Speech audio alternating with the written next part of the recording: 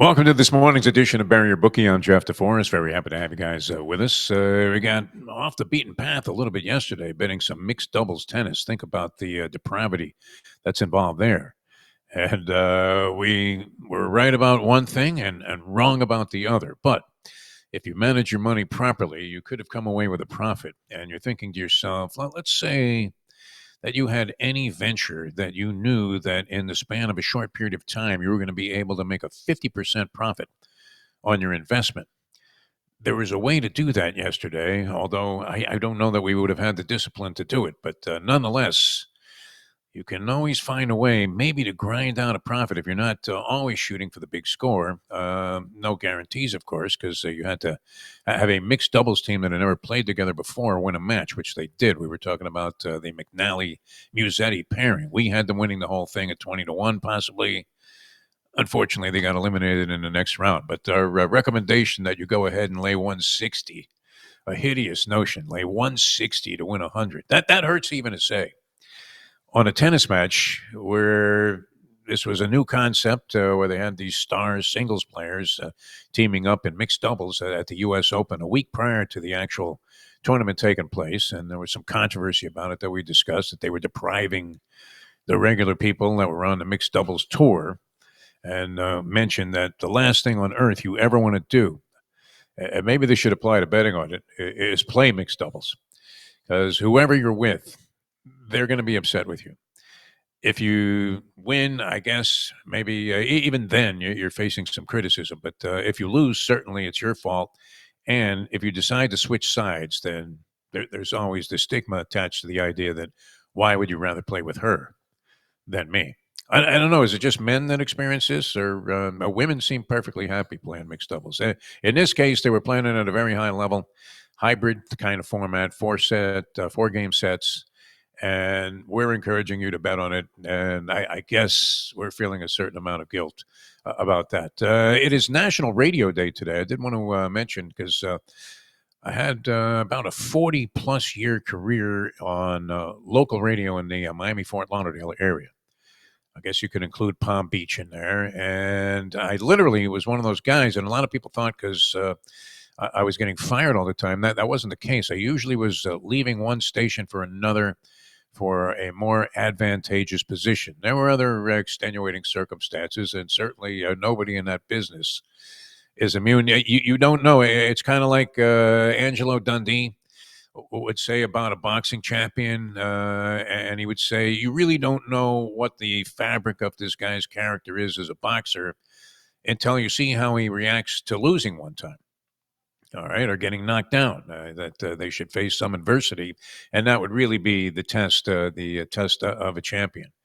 But yeah, I mean, certainly, you're going to get knocked down, and in the radio business, if you're in it for a long time, it was impossible not to at least have been fired once. And I don't know. It was kind of like being a made man, right? You're walking in there, you're Joe Pesci, and they say, okay, this is your baptism.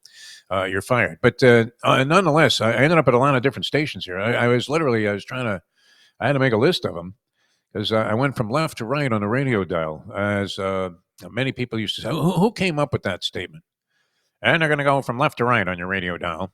And you're actually, it's so weird because if there's no picture, and we used to deal with this far more often when you were, say, in some sleazy New York OTB, and this predated when simulcasting was as prevalent as it is in thoroughbred racing. And I remember I was in the Jamaica Queens New York OTB one day, trying to kill some time before I was going to do a broadcast of a basketball game. And that was when I had a religious epiphany. I realized, I looked around the room and I said, you know what? This must be purgatory, and hell would be the same room with the same people in it, and there would be no place to bet, no betting windows. It was one of those realizations where you're looking around the room and thinking, these guys all look like they came off the cover of the Aqualung Jethro Tull album many years ago, sitting on a park bench. And you're one of them. Yeah, I mean, this is when you have to face your own level of degeneracy. But back then, they didn't have any video of the races, and there would be simulcasting races that you could bet on from various tracks around the country, including the ones in New York, which obviously these guys were very interested in. and everybody's looking up at the speaker as the race is being announced. And you're asking yourself, how does that really enhance your ability to understand what was going on in the race? That they were looking up at the speaker where the sound was originating from. And it's the same thing when an announcer would come on and go, well, they're going from left to right on your radio dial. And you'd start to actually envision it going from left to right. But then it occurred to me, and this, is like a Stephen Wright type of thing. How do you know which side of the field the announcer's sitting on?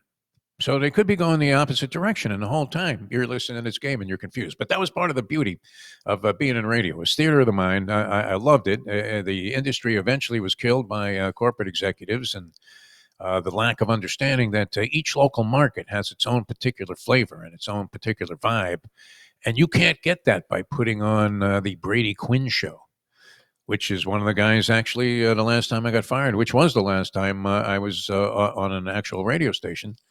It was because they replaced our show with the Brady Quinn Morning Drive Fox Sports Radio show.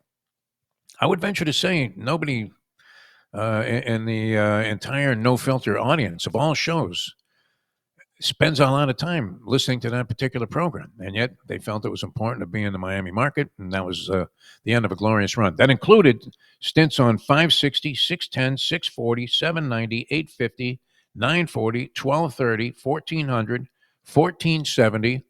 And for a couple of years on an FM station early on in my stay here on 94.9. Which was known as I-95, cleverly named after the highway, so people could immediately identify with the fact that, hey, I'm in my car, I-95, let me punch it on. And we had a pretty good run there. 10 radio stations in all. And interesting experience, provided me with a lot of entertaining times and the ability and the pleasure of entertaining a lot of people. So really enjoyed the whole run. National Radio Day today, and it may be as well be in the obituary column, unfortunately, because with technology and look, is it better to see the guy that's actually performing for you? Maybe not. There was something good about the sort of physical anonymity about being on the radio and just being able to go ahead and yap and have people. You're thinking, what are these guys getting out of their speaker, and are they looking from left to right on the radio dial? All right, so we were wrong about the Musetti and McNally team yesterday, tennis. How bizarre is that we were actually delving into and recommending to you on this program that you bet a new format, unproven, untried. Nobody knew what to expect necessarily. We based this on some fundamental facts that McNally was an accomplished doubles player, probably much more so than she's known for her singles. And that Musetti had just won a tournament. I believe he and his partner, Sonego, won the Cincinnati doubles or were in the finals. So you're thinking, okay, this guy can play some doubles. You had another factor in there with Taylor Townsend, who's a bona fide doubles player. And I believe her team is still alive. Not sure who she's paired with, but is still alive as they're going to play. They only played 4 rounds altogether. So they had a round of 16, the quarterfinals. Semifinals are today, and then they're going straight to the championship match. So we were wrong about that. We did think that maybe Carlos Alcaraz was not going to be up to speed. They got knocked out in the first round. We did cash that thing at minus 160, lose the bet on the 20-1 shot to win the tournament. And if you would manage your money properly, right, you put the 160 out there. How painful is that to lay out 3 extra 20s? Whoosh, whoosh, whoosh. When you're making a bet, you're only going to get back 100. It's painful. And that being said, I'm going to go ahead and make a small parlay on a couple of dead shock favorites today on the Major League Baseball slate. Almost ashamed to be with you on this National Radio Day with these recommendations. But you laid 160 to win 100 on a match that was going to go 4 games to decide the set, 2 sets, and then they were going to go to a tiebreaker of some sort. So it wasn't like you had a lot of rope to work with there if things didn't go swimmingly right out of the gate. But fortunately, it did. So you win that. You win the 100 there. And let's say you had put 50 at 20-1 to try and win 1,000 on the outcome of the tournament. You're still ahead $50 for the day. All right. So, is that worth doing? It's not the favorable result, but it's always good to have that little saver ticket out there. So we're going to stay away from this mixed doubles though, because how insane is that? Like I said, it's the single biggest source of ruination for a relationship. I mean, you can go to a game where you root for one team, you're a Florida State fan, the other part of your relationship, your partner is a Miami fan, and you're going to see the Canes play the Seminoles or any place, Ohio, Michigan, Iowa State, Michigan. You see people split and divided on those type of rivalries. But it doesn't destroy the relationship at the very core like mixed doubles tennis does. Because you can't win. You can hear Burgess Meredith screaming in your ear, "You can't win, Rock." If you lose, it's your fault. And if you win, and then it's suggested that you change partners so that maybe it's a more even matchup in the second round that you're going to play, the second set, then she does. She asks you the ultimate question, and that is, why would you rather play with her? It's the same thing as asking who's she, as we were talking about yesterday on the show, where somebody walks by and says hello to you, and you're with maybe a first time starter, and she gives you that glare and says, "Who the fuck is she?" Usually, it's just a subtle "who's she." It's a two-word thing. All right, let's go to the slate here and see what's going on tonight. I'm looking in these NFL preseason games, final preseason game. We've been having a lot of discussions about this. Various people. What is the meaning of the preseason? Can you determine anything? There was a big decision made by the Indianapolis Colts, which makes you think, wow. And I really like this kid. Everything I've seen from Anthony Richardson in interviews and any kind of feature material about what kind of character, this is the kind of guy you really want to embrace. If there was a player in sports that you wanted to root for, it would be Anthony Richardson. But the problem is, he is as erratic as Mitch Williams, the Wild thing was when he used to come on in relief for the Philadelphia Phillies, and you had no idea what he was going to do. You've seen relievers like this that routinely come in and load the bases, hit batter, two walks, maybe walking an infield single. Before you know it, this one-run lead is predicated on the guy getting three straight outs without allowing a run to score with bases loaded and nobody out to begin the inning. It can be literally tragic to see this kind of thing take place. Where I mean, you know that you're doomed right from the start. But looking at this slate, I mean, do we know anything about the preseason, the Daniel Jones thing? What with Anthony Richardson, he's crying now. Well, he didn't really cry. He comported himself with a lot of dignity. His agent is screaming, "This place is a farce." People now are insinuating that this is a tank job for the Indianapolis Colts to tank for Arch Manning. That seems a little far fetched in terms of conspiracy theories. Daniel Jones is a quarterback that, let's face it, if you had high hopes for him as a Giants fan, we should have our man Mike Jones talk about this guy. And he seems like a reasonably decent human being, a guy that you could also root for. Kind of low key, not loaded with personality. I think Scotty Scheffler makes this guy look like Don Rickles in terms of personality. But that being said, I mean, does he beat out Anthony Richardson legitimately? You would have to think, if you go by the cliche, who gives you the better chance to win?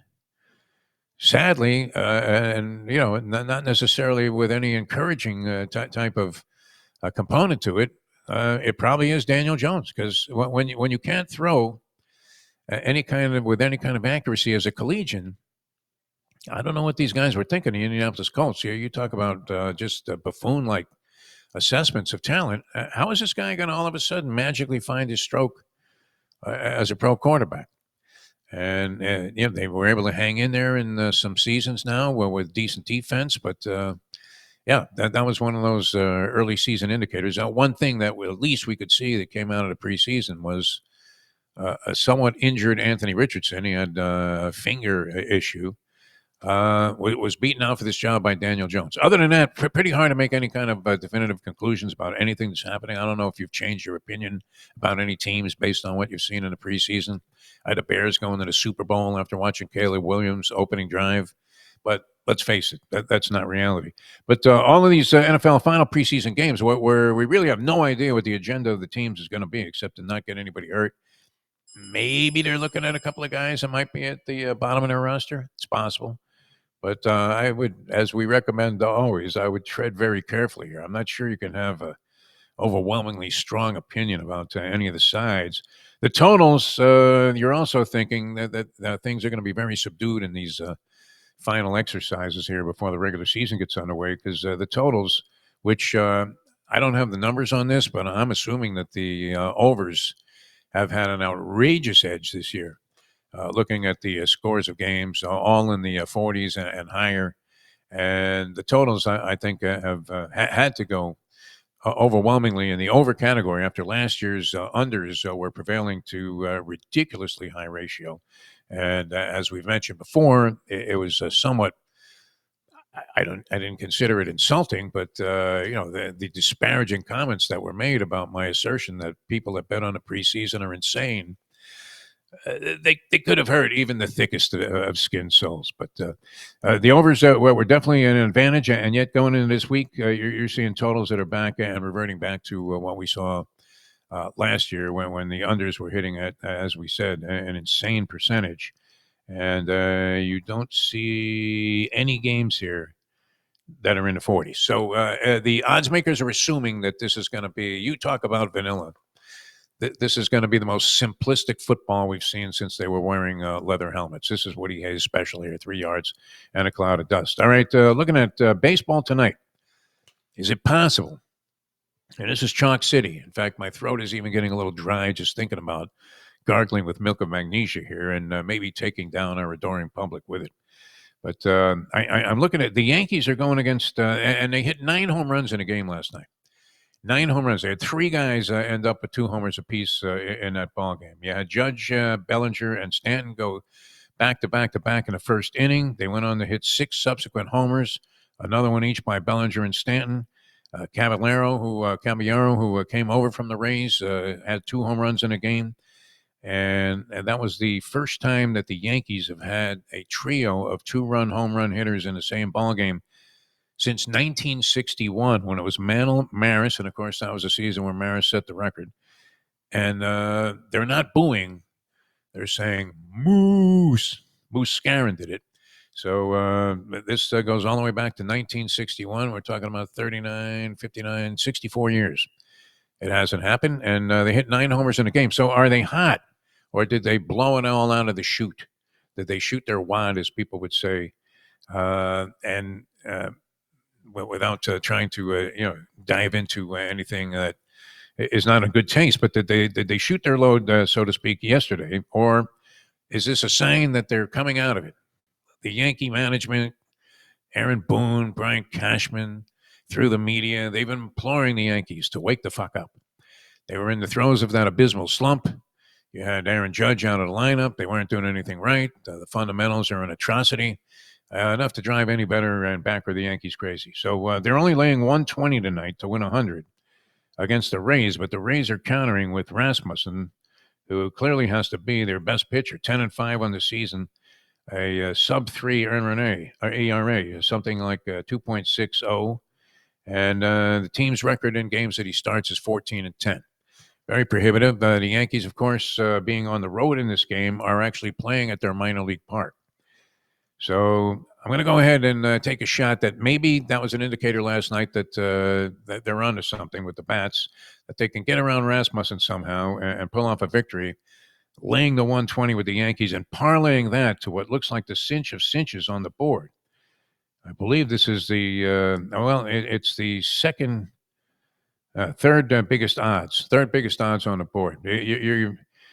You're having to lay 3-1 if you like the Dodgers over the Rockies, and the Dodgers dominated the Rockies last night. The Rockies have sucked all season long, maybe not quite as badly as they did in the early stages of the year, but still nonetheless an abysmal losing season for the Rockies. Rockies at home, and that's the biggest spread on the board. You have to lay 290 to win 100 with the Dodgers in this spot. And you get back 235 on 100 if you're betting the Rockies. That's not enough of a temptation to bet the Rockies, but I don't know that you would ever want to lay 3-1. But would you lay 180 to win 100 with the New York Mets over the Nationals? The Mets sending out Senga. He's been good. And the Nationals are counting with a guy who has not been particularly effective, although earned run average is not atrocious. And the Mets, just like the Yankees, they've been implored to, let's wake the fuck up by all of the local media and the fans. They saw the Mets in this absolute abyss of problems. So, and they were losing every night, and they've lost the ground to the Phillies. They're barely ahead of the Cincinnati Reds in the wild card. Need to win. So we're going to go all Big Apple and parlay the Yankees against Rasmussen. This could easily be an 0-2. I mean, just a shot right on the chin there from Alexis Arguello. And the Mets, and hope that you guys are able to make a score with that. And that's through no great level of expertise from a guy that was on 10 different radio stations across 40 years as we celebrate National Radio Day here on Bury Your Bookie. Now, tomorrow we'll have Mike Jones, and he'll be more into the baseball and, of course, the college football on tap. That gets underway week 0, gets underway on Saturday. And the professor will join us on Friday. The professor, always spot on. And he got off to a really rough start in the college football season. But because he was cashing on his bigger wagers, he turned what could have been a catastrophe of a season into one where I think he ground out a small profit. So while his record was nothing stellar, he was winning in the right spots. And that's also a big key. So maybe he can talk about that on the program and help you guys, because when you heavy up on a game that you really like, it makes up for. It's kind of like, when the deck is going to be a little cold for a while, but you're not giving up the seat on the blackjack table. So you're staying in, but you're betting the lowest possible minimum that you can get away with, hand after hand, until you realize, okay, now's the time to pounce. And yeah, you have to pick your spots. So if you're betting the same denomination every time, there's a pretty good chance that you're going to just lose to the juice alone on percentages. So you have to pick your spot. We'll talk a little money management with the professor coming up on Friday's edition of the program. All right, thanks so much, everybody. Enjoy your day and get out there and bet your brains out on virtually everything. We're staying away from mixed doubles today. The sides in the NFL exhibition games, I'm out on that. Totals, extremely low compared to what they've been the last first couple of weeks. And we're going with the Yankees and the Mets in a parlay tonight on Major League Baseball. See you next time. We'll join you again tomorrow with Mike Jones on the next edition of Bury Your Bookie.